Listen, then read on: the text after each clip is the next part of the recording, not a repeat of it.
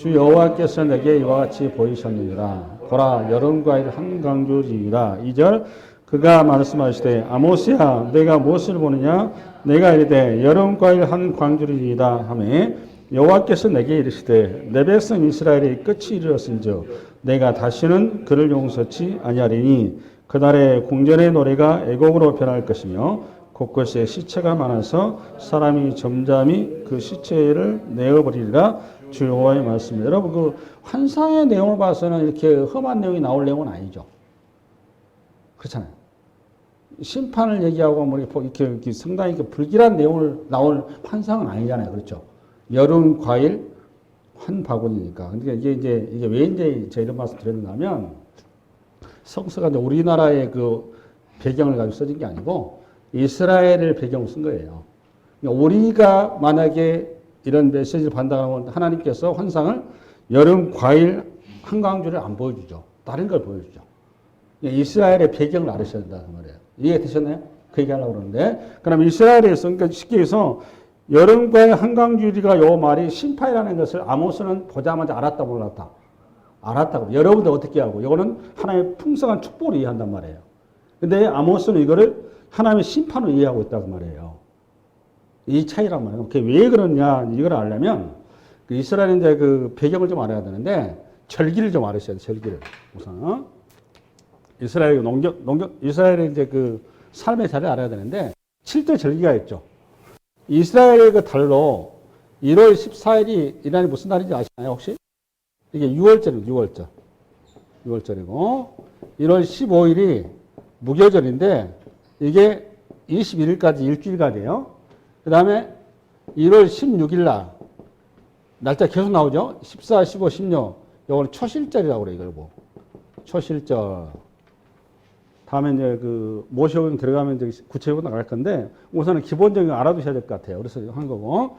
그 다음에 7대 절기가 나오잖아요. 그죠? 여기서 이제 49일이 지나고 나면, 초실절에서 지나고 나면 이게 이제 오순절이 되는 겁니다. 여러분 잘 알고 있는. 이게 이제 77절이라고 그러죠. 77절. 왜냐면 77에 49 그래서 그런 거예요. 그 다음에 유대 달력이에요. 우리나라 달력 아니에요. 유대 요 날짜 우리로 하면 3, 4월 정도 되는 거예요. 3, 4월. 우리 현재 달력을 하면. 그러고 유대 날짜로 7월 1일이 뭔가 하면 나팔절이라고 합니다. 이거를. 나팔절. 그 다음에 7월 10일은 유대 달력이라고 했습니다. 이거 대속제일이라고 그래요. 대속제일. 그 다음에 7월 15일은 초막절 아시죠? 이렇게 해서 몇 개가 나왔어요? 몇 개 나왔어요, 절기가? 7개 나왔죠. 이게 7대 절기죠. 이게 성경에 공식적으로 그 구약 모세오경에 하나님께서 요청하신 절기 제사를 요청하신 7대 절기예요, 이게. 그리고 이제 이거 말고 우리가 이제 알고 있는 거는 이제 그 불임절하고 유대인들이 추가로 2개를 더 가지고 있는데 불임절하고 수전절하고 2가지를 더 가지고 있어요. 불임절은 에스더서, 수전절은 마카비서라고 해서 우리는 성경 채택 안 하고 있죠. 거기 2개를 더 추가해서 알고 있다는 걸 기억하시고, 왜 내가 이걸 썼는가 하면 오늘 여름 과일 한강주리가 지금 어디에 해당하는 것 같아요, 여기? 여기 절기 중에서. 여름 과일 한강주리. 네? 네? 네, 초막절에 해당하는 거예요, 이게. 여름 과일. 그러니까 초막절에는 뭘 추수한다는 거예요, 여러분? 여름 과일 추수하는 거예요. 근데 여러분 이제 추수감사절 여러분 대부분 이제 그 기원을 이걸 가지고 설교를 많이 저도 했잖아요. 근데 추수감사절의 초막절은 우리나라는 우리 농경사회잖아요. 농경사회에서 이게 가을이거든요. 이게 지금 9월에서 10월에 해당하는 거예요. 우리 절기로 얘기하면 7월달은. 그러면 초막절 때 우리나라는 벼농사가 중심이죠. 근데 이스라엘은 벼농사를 해야 안 해요? 안 한단 말이에요. 이스라엘은 가을에 초막절 때는 이런 벼농사가 없고 그 과수공사가 없어요. 과수공사. 그러니까 초막절 때는 무슨 농사를 하나님께 가지고 온다? 가을에 과일을 가지고 오는 거예요. 이걸 보고 우리 식구는 끝물 그러는 겁니다. 제가 이제 뭐라고 그랬어요? 끝물. 마지막 추수다 그 말이에요. 그러면 여러분하고 이제 그 하나님께 그 이스라엘 백성들의 농경은 봄에 많이 이루어져요. 이스라엘 주식은 밀이죠. 네, 그래서 밀이 언제 나오는가 하면 오순절 때, 요때 하나님 앞에 바치는 겁니다. 오순절 때. 그리고 뭐가 있는가 또 보리가 있죠. 보리가 초실절 때 바뀌는 거예요. 초실절 때. 초실절 때 두 가지인데 보리 초실절이 있고 이건 밀 초실절이 있고 그래요. 그래서 어떤 사람은 이제 복에 따라서는 초실절을 한 49일 정도 이렇게 길게 보는 그런 학자도 있더라고요. 근데 일단은 그 초실절은 두 가지로 성경에 나와 있어요. 근데 이때는 이제 반농사죠. 그죠?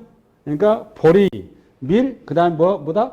과일. 이 정도로 이제 개념을 가지고 가셔야 돼요. 왜 얘기를 했는가 하면 지금 여름 과일 한강주를 아모스에게 환상을 보였다 그 말은 여름 과일 한상주리가 여름 과일이 가는 의미가 뭐라고 했을까 여러분? 금방?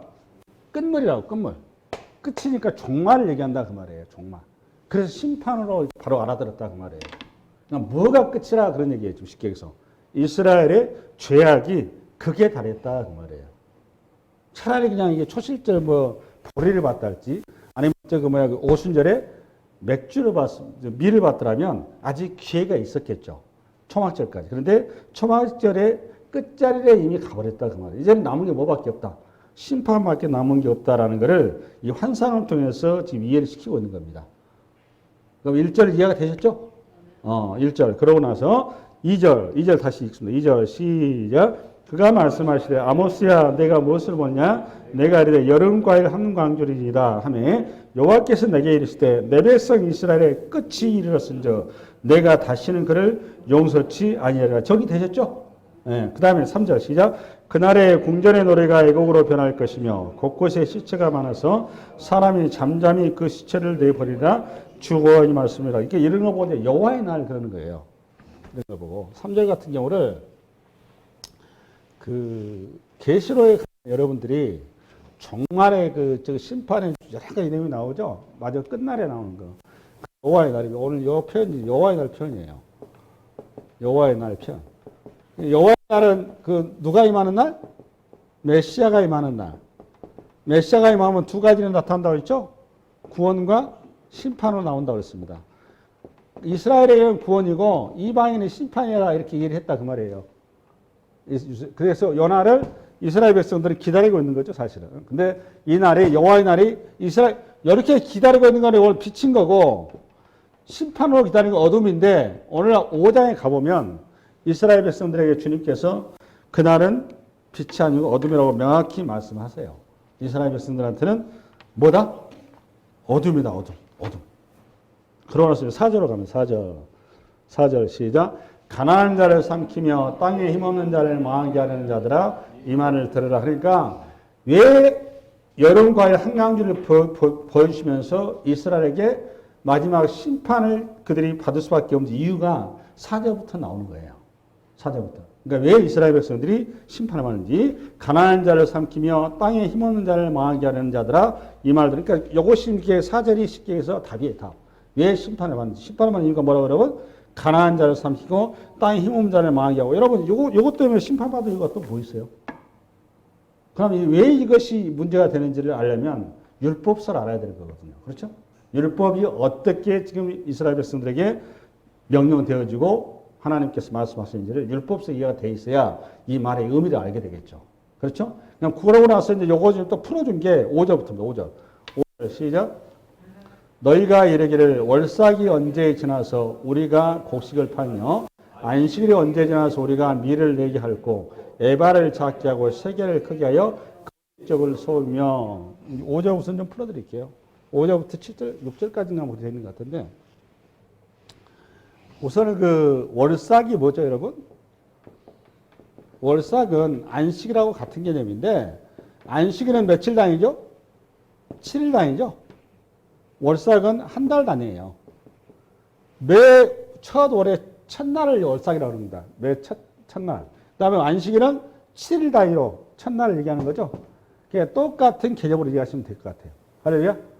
근데 너희는 이르기를 월삭이 언제 지나서 우리가 곡식을 팔며 안식일이 언제 지나서 우리가 밀을 내게 할 거니까 요 두 날은 무슨 날이 되는 거죠? 이스라엘 제사가 되게 많아요. 우리 식으로 말하면. 쉽게 해서 쉬는 날이 되게 많다고요. 그렇잖아요. 뭐 7대 절기에다가 또 월의 또 첫 날에다가 일주일에 또 첫 주에다가 쉬는 날이 많죠. 그러니까 이렇게 많다 그 말은 뭐가 안 되는 거죠? 이제 지금 그 상행일을 하는 사람 입장에서는, 경제활동하는 사람 입장에서는 노동의 시간이 줄면 줄 만큼 뭐가 줄어드는 거예요? 수입이 줄는 거죠. 지금 그 얘기를 하는 거예요. 쉽게 해서 교회 예배를 나오는데, 주일날 예배를 지금 여러분들이 나와 있는데 마음은 지금 어디가 있는 거예요, 지금? 예? 시장바닥에 가 있는 거예요, 시장바닥에. 몸은 교회에 이렇게 쉽게 성전에 나와 있는데 마음이 어디가 있다고 여러분? 시장바닥에 가 있는 거예요. 무슨 마음이 들어가는 거죠? 계속 어떻게 하면 돈을 많이 벌까? 어떻게 하면 내가 부자가 될까? 어떻게 하면 내가 성공할까? 어떻게 하면 내가 출세할까? 여기에 가득 차 있다 그 말이에요. 예배를 와 있는데. 그러니까 예배에 왔는데 예배의 목적은 하나님을 어떻게 하면 경건하게 예배를 드리고 내 죄 사함을 받고 내가 어떻게 하나님 앞에 바로 설 것인가를 생각해야 되는데, 지금 교회에 와가지고 성전에 와가지고 뭐하고 있다고 여러분? 시장바닥에서 어떻게 하면 어떤 사람을 잘 설득을 시켜서 어떻게 해야 돈을 많이 벌고 어떻게 하면 이렇게 많은 이익을 어떻게 하면 효과적으로 내가 돈을 경제활동을 잘해서 내가 다른 사람보다 더 부자가 될 것인가, 이런 생각을 했다 그 말이에요. 근데 요거는 굉장히 좀 이렇게 거치게 표현하는 거고, 제가 표현한 방식이 정확한 방식이에요. 그러니까 이스라엘 백성들이 지금 이렇게 자신들의 그런 모든 행위가 그게 죄라는 생각이 들었다 안 들었다? 전혀 안 든 겁니다. 근데 이런 이해를 현재 있는 성도들도 마찬가지예요. 우리가 의외로 성서가 말하는 정확한 메시지를 의외로 많이 모르세요. 그러니까 교회를 왔는데 우리가 정상적인 신앙이라면 우선 교회 예배당에 미리 와서 예배를 준비할 수밖에 없는 겁니다.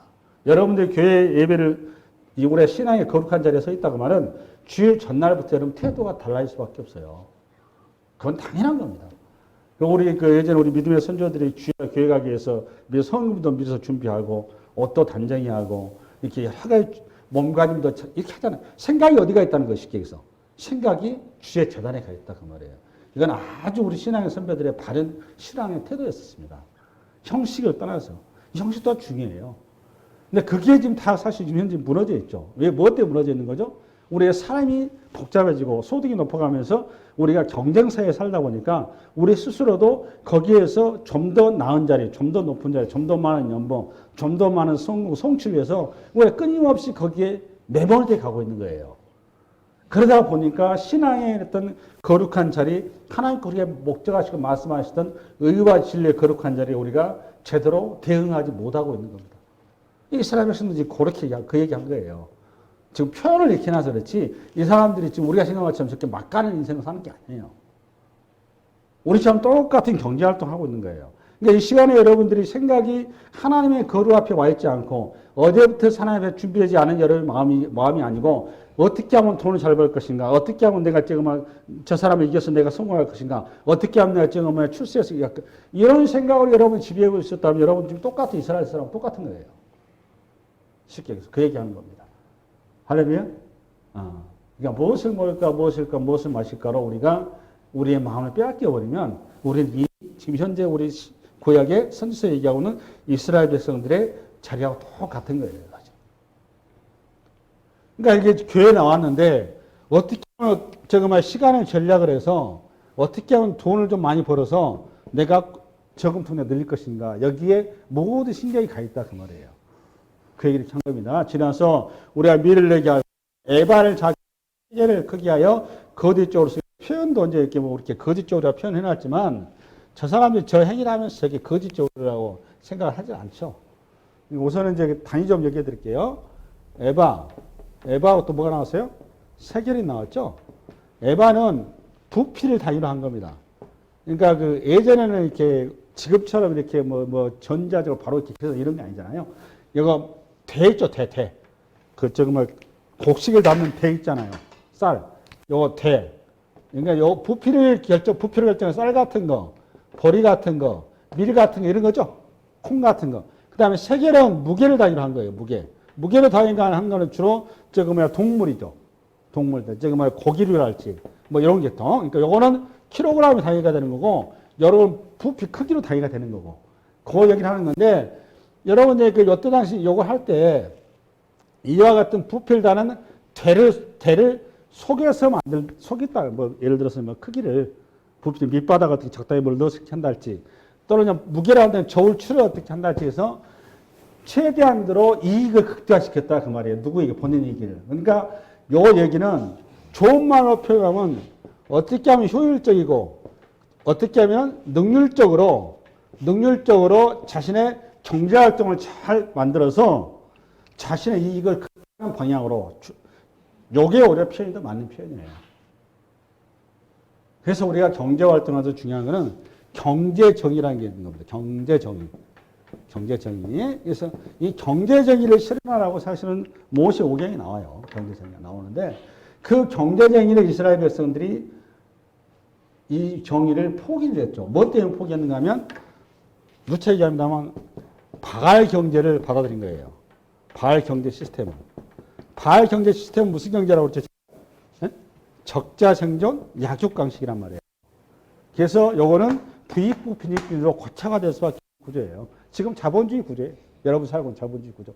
여러분 3만 불 됐는데 여러분 살기 편합니까? 마음 편하시죠? 그럴 리가 없잖아요. 소득이 오히려 1,000불대, 2,000불대가 훨씬 마음 편하고 여러분들이 오히려 이웃 간의 관계도 좋았고 주변의 분위기도 좋았죠. 지금 뭐 여러분 10,000불, 20,000불, 30,000불 소득이 높아가니까 어떤 사람은 연봉이 뭐 참 이런 입이 좀 거부스러운데 지금 이런 상황이잖아요. 그 소수의 사람들은 뭐 몇억 연봉이니 무슨 뭐 집이 뭐 몇십억이니 뭐 저거 뭐야 하루에 일당이 뭐 몇억이니 이 지금 우리 일반 서민하고는 전혀 맞지 않은 얘기를 하고 있는 거잖아요. 지금. 그렇지만 비정규직 근로자랄지 그 저기 뭐야 그 능력이 없고 실력 없고 빽 없고 가진 거 없는 사람들 하루에 일당 최저임금 가지고 지금 그거 가지고 국회에서 지금 막 이게 논리남이 이러고 있는 거잖아요. 한심한 거죠. 여러분 모든 사람의 노동의 가치가 누구는 뭐 적으면 그렇게 극단적인 차이가 난다는 게 정상입니까? 저는 최저임금 그 저기 보면서 제가 참 마음이 성서적인 관점에서 딱 봐보니까 굉장히 안쓰럽더라고요. 그 도둑질하는 겁니다. 정확히 쉽게 얘기해서 도둑질. 십계명을 말하면 오늘 아모스 선지자 지적은 십계명에서 뭐에 해당한다고 여러분? 도둑질하지 말라는 말이에요. 근데 우리가 전부 다 경제 어떤 질서, 지금 현재 경제라고 하는 제도권을 가지고 정상화시키고 있는 거예요. 없는 사람들, 능력 없고 실력 없고 뼈가 없고 가진 거 없는 사람들한테 그 사람들은 그 자리에서 그냥 그런 자리에서 평생을 하는 건 정상적인 거고 누구는 저거만 에어컨 빡빡 나오고 시원한 자리에서 적당히 이렇게 했어도 뭐 수십억 수백억 그냥 이렇게 쉽게 지는 가는 그런 구조고 이렇게 여러분 정상적인 사회라고 생각하세요? 그 정상적인 사회 아니에요. 성경이 말하는 그런 그 시스템이 아닙니다. 그러니까 하나님께서 율법을 얘기하는 그런 내용이 아니에요. 오래가래서 그리스도인들이 경제활동하면서도 항상 인식을 가지고 하셔야 돼요. 인식을. 그래서 도둑질하는 것을 우리가 안 할 수는 없어요. 제도가 생겼고 구조가 생겼어요. 그런데 알고는 계셔야 되고 여러분들이 그걸 피할 수 있는 데는 피해야 됩니다. 그게 성도의 바른 거룩한 길이에요. 쉽게 해서 도둑질을 얘기하고 도둑질. 남의 것을 여기 도둑질이 심화되면 살인죄가 되는 거예요. 이렇게 많은 사람이 죽어나가잖아요. 자살하고 그러지 않습니까? 사회 포기하고. 요즘 젊은 사람들 저거 막 결혼도 포기하고 그러잖아요. 이게 전부 다 우리가 사회 구조적인 그런, 근데 어느 누구도 이거에 대해서 부당하다고 생각하는 사람이 있어요, 없어요? 이게 도둑질이라고 생각하는 사람이 말하는 사람이 있어요, 없어요? 아무도 없죠. 이스라엘이 지금 그거예요. 그 사회의 어떤 태도이기 때문에, 그 사회의 어떤 그 삶의 자리이기 때문에 이게 전혀 어떤 죄의식도 없고 너무나 당연한 겁니다. 그렇게 해서 하니까 돈을 많이, 자기는 열심히 일했잖아요, 어찌됐든 간에. 열심히 경제활동했고, 벌었단 말이에요. 이 버는 걸 가지고 하나님 앞에, 하나님 복주셔 이렇게 도움을 드리니 감사합니다. 내 부자 됐습니다. 감사합니다. 그 성전에 나오는 거예요. 교회도 쉽게 성전도 재물이 풍성해지니까 제사장들도 거기에는 쉽게 해서 목사들도 연봉도 많이 받고 뭐 벤츠도 주고 뭐 일이 된단 말이에요. 그러니까 이 사람들은 또 이렇게 목회자들도 또 축복 설교 그냥 계속 이런 식으로 축복 설교 하는 거죠. 그게 복이다. 열심히 더 많이 벌어라. 그게 하나님의 축복이다. 그 구조로 가는 거예요. 근데 이 구조 자체가 이건 이제 바알 경제 시스템, 우리로 말하면 자본주의 시스템이에요. 근데 성경은 자본주의 시스템이 아닙니다. 일단 좀 더 보겠습니다. 그다음 6절 시작. 은으로 힘없는 자를 사며 신앙클레로 가난한 자를 사며 찌꺼기 밀을 팔자 하느더 어느 누가 김동호 목사님인가 설교를 듣는데 저는 김동호 목사님 제가 굉장히 존경하는 분 중에 한 분입니다. 목사님 중에. 그분이 굉장히 사고가 굉장히 깨어있으신 분이세요. 그 길을 가다가 그 이제 노점상 있으시죠. 노점에 할머니들 이렇게 파신 거 의도적으로 그걸 사신답니다. 살 때 절대로 안 깎는답니다. 그 불은 그대로 가두신답니다. 지금 한 사례가 그 얘기를 하는 건데 그거 반대다 생각하시면 돼요. 그러니까 우리가 그 물건을 깎더라도 그런 분들 거는 깎으시면 안 돼요. 깎더라도 뭘 깎아야 되느냐? 그 루이비통이랄지 명품들 깎으셔야 돼요. 이런 걸 깎는 거 아니에요. 그다음 명품들은 또 안 깎죠. 그러니까 우리가 사고 자체가 이미 썩어 있는 거예요. 이미 어떤 사회 구조 속에서 우리 이미 썩어 있는 겁니다. 그러니까 성경을 한번 이렇게 모세오경만 여러분이 저한테 설교 들었어도 내가 이런 얘기 안 해도 다 알아듣는 내용이에요. 이게 요건 하나의 그냥 어리적인 표현, 어리적인 표현. 어른을 힘없는 자를 사며 신앙크를 가난한 자를 사며 그러니까 없는 자, 가난한 자, 약자들을 철저하게 자기 수익을 위해서 철저히 희생이 되었다 그 말이에요. 내 이익이 어떤 그 파일을 이루기 위해서. 그런데 부자들의 가장 큰 죄는 뭔가 하면 나누지 못한 것이 죄입니다. 그 버는 것 자체는 사실 버는 그 방법도 정당해야 되지만 그 버는 것에 대해서 그 수입을 성경에서 그렇습니다. 수입이 많은 것 자체가 복이에요. 그렇죠? 하나님께 재물 얻는 걸 주신 거잖아요. 이 주신 거는 요거는 수입은 요거는 자기 거는 아니에요. 소유는 아니에요. 뭐죠? 성경에서는 관리거라고 관리. 이걸 청지기 그러는 거죠. 그래서 오늘 청지기지 우리는 소유자가 아닙니다. 레위기 25장 23절 안 그러고. PPT 한번 잠깐 앞으로 읽어볼까 시작. 토지를 영구히 팔지 말 것은 토지는 내 것임이라 너희는 거름이며 동거하는 자로서 나와 함께니라. 그러니까 봐보세요. 이스라엘 백성들한테 가나안 땅을 분배한 다음에 토지가 소유권을 줬나요, 안 줬나요? 줬어요, 안 줬어요? 네? 안 줬어요, 토지권을. 그럼 뭐만 줬어요, 지금 이스라엘 백성들한테? 하나님이 경작권만 준 거예요. 자, 봐봐요. 토지는 소유권이 누구라는 거예요? 이건 하나님이에요. 여기 하면 토지를 이용하는 그걸 경작권이라고 그러죠? 경작권은 누가 주고요? 백성들한테. 그래서 여기서 주인이고 여기는 누구라는 거예요? 청직이다 그 말이에요. 종이라 그 말이에요. 종. 그런데 세상은 자기가 주인이죠. 그래서 약자들이 전부 다 뭐가 되느냐? 종이 되어 있죠. 그게 애굽에서 삶인 거잖아요. 그것이 바알 경제 시스템이란 말이에요. 근데 이스라엘 백성이 가나안 땅에 가지고 너희들이 가나안 땅 애굽에서 저거 바알이 주인이어가지고 너희 전부 다 종제 송사를 하지 않았느냐? 그러니까 요거는 그 바알이 주인이고 내가 주인이다. 너희는 더 이상 주인 종하지 말고 내 아들과 딸이 되어라 이렇게 바꾼 거 아니에요. 아들과 딸이 되어라. 그래서 너희들은 이제 청직이다. 그래서 이 시스템으로 너희들이 가나안 땅에서 그 율법서를 가보면 절대로 토지는 팔면 안 되는 겁니다. 그래서 나본의 포도원의 그 아방이 팔으려고 그러잖아요. 그 자체가 이미 율법이 안 맞는 거예요. 아합은 나봇의 말을 알아들었다 못 알아듣다. 알아들었죠. 소갈이를 하고 있었죠. 근데 이세벨은 바알 경제에 무장된 이세벨은 율법이 그 자시고 뭐 있나요? 그 이세벨이 바알의 어떤 그 경제 논리로 그거를 뺏어버린 거란 말이에요. 합법적으로 해서. 합법적으로 뺏은 거예요. 불법적으로 뺏은 거 아닙니다. 네. 우리는 이세벨 그러니까 굉장히 이상한 여자로 생각하는데 이상한 여자 아니에요. 탐심이 저기에서 죄악으로 가득하게 것이. 단순한 경제 거래를 놓고 봤을 때는 지극히 상식적인 겁니다. 지금 현재 여러분이 생각하는 가진 자들의 그 획파가 똑같은 거예요. 그러니까 가진 자가 뭘 해야 되느냐? 죄가 뭐냐? 나누어주지 못한 것이 죄예요. 그러니까 자기 것이 아니다 그 말이에요. 내가 먹고 있고 쓰고 있으면 그거를 족한 것이지 그 이상은 내 것이 아닌 겁니다. 그럼 나머지 거 누구 거라는 거예요, 여러분? 내 이웃의 것이다 그 말이에요. 그래서 가진 자는 뭐 해야 된다? 나눠줘야 되는 겁니다. 그게 성경적 얘기예요. 지금 제가 얘기하는 오늘 아모스 선지자를 통해서 얘기하는 취지를 얘기하셔야 됩니다.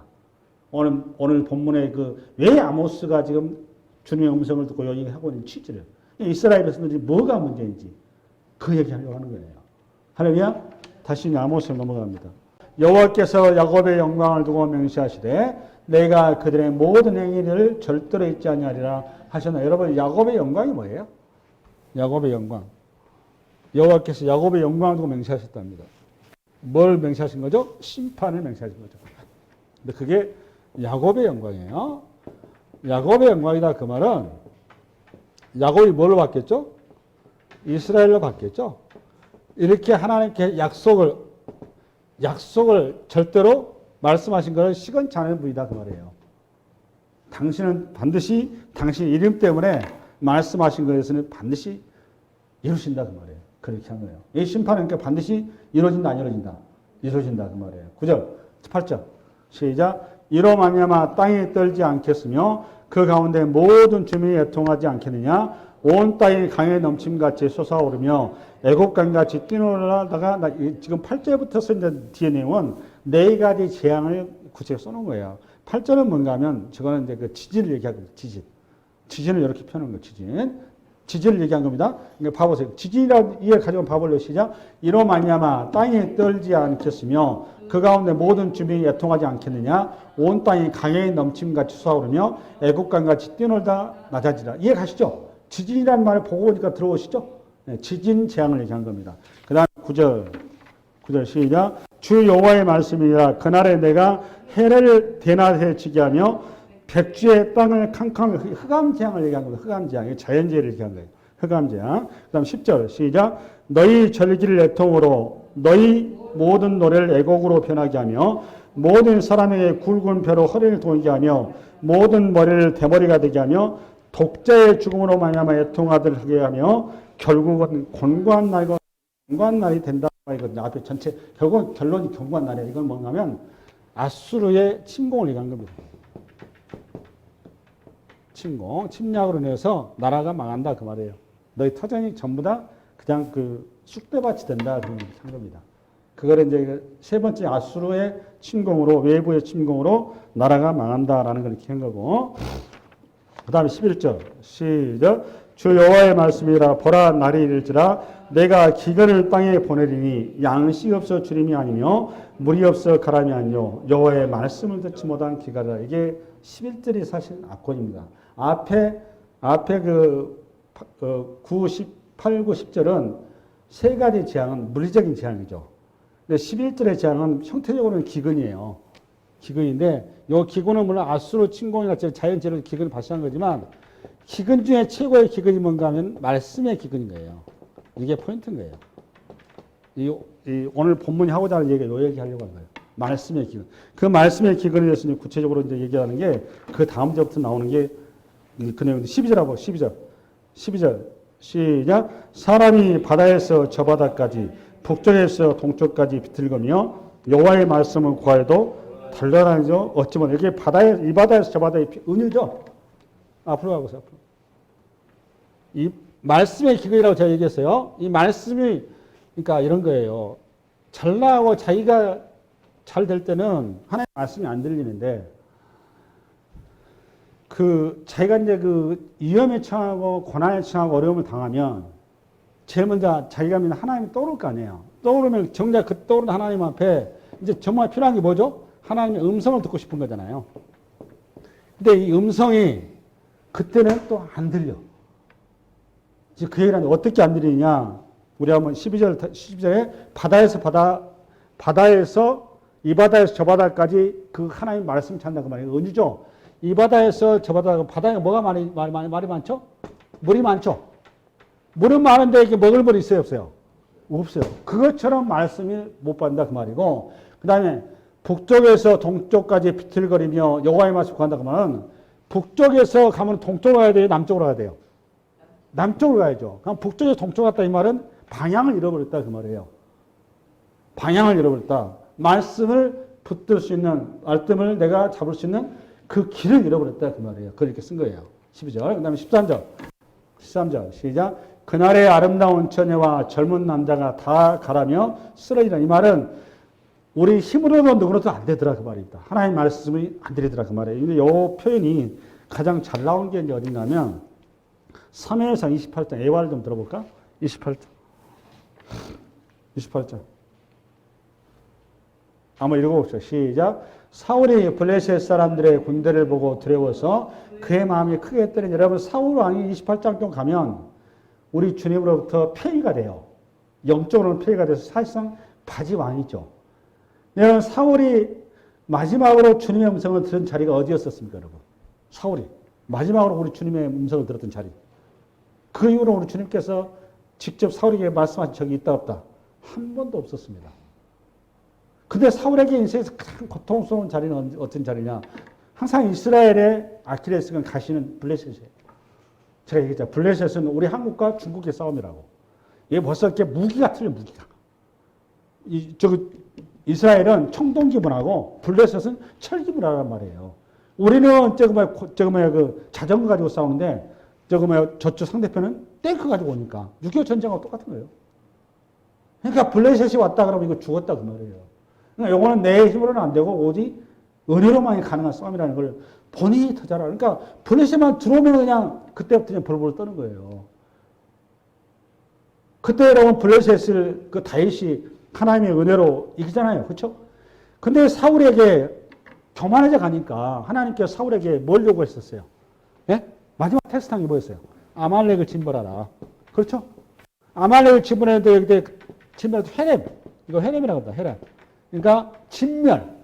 그러니까 남녀노소 얘기까지 전부 다 없애라는 겁니다. 다 없애라는 거예요.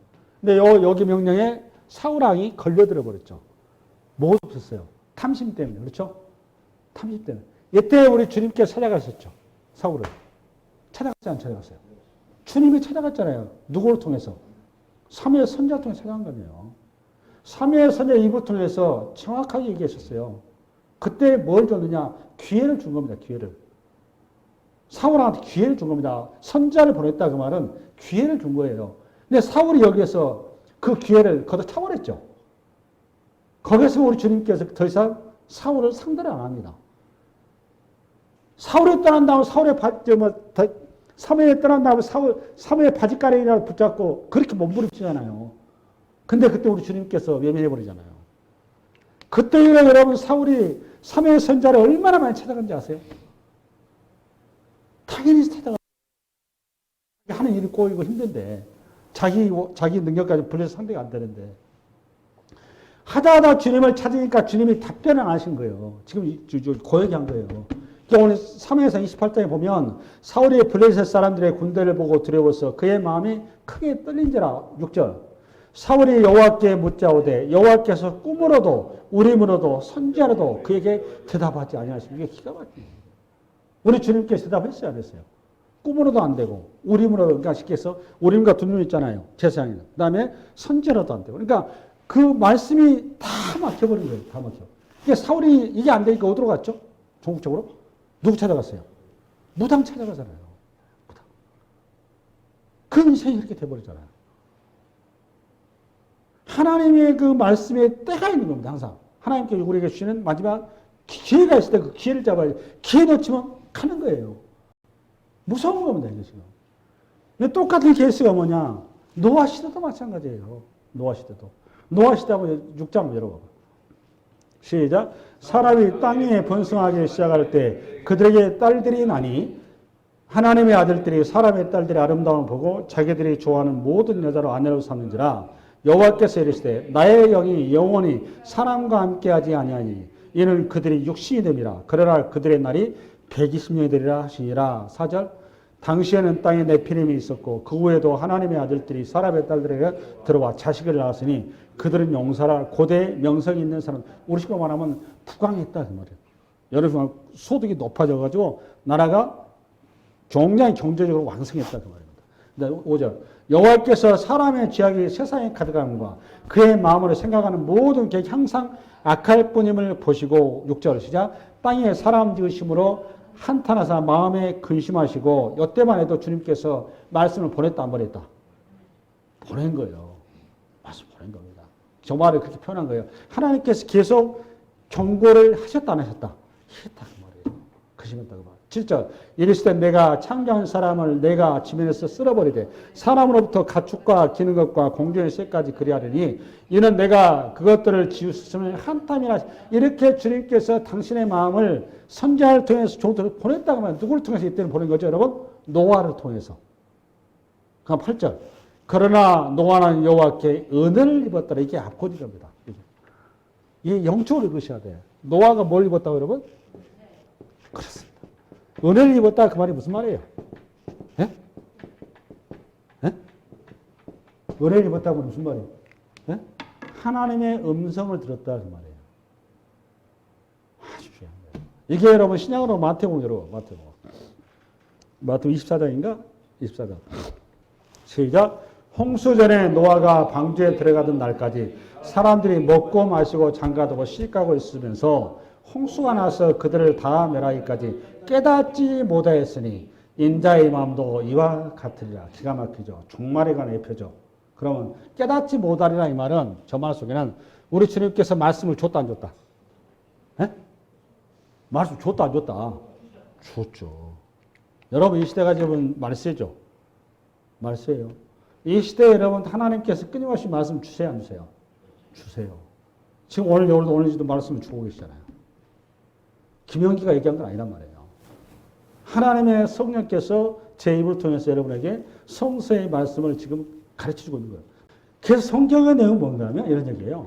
제가 수요일에도 그 얘기를 했는데 우리가 사울왕하고 다윗왕하고 여기 보면 여러분 사울이 더 나빠요. 객관적으로 그 하는 행위를 봤을 때 사울왕의 행위가 나쁜가 다윗왕의 행위가 나빠요.